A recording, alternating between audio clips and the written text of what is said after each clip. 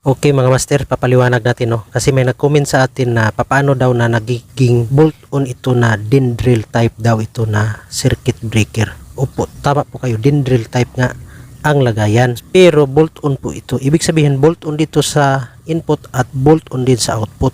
Kapareho po nito. Ayan master. Ayan, bolt-on dito sa input at bolt-on din sa output. Ito ang ginagamitan ng bus bar. Ito ang sinasabi mong plug-in master. Ayan.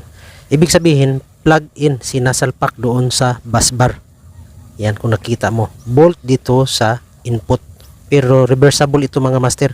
Pwedeng dito ang input, pwede rin ang output, kasi pag min siya, ito yung input dito galing sa electric provider.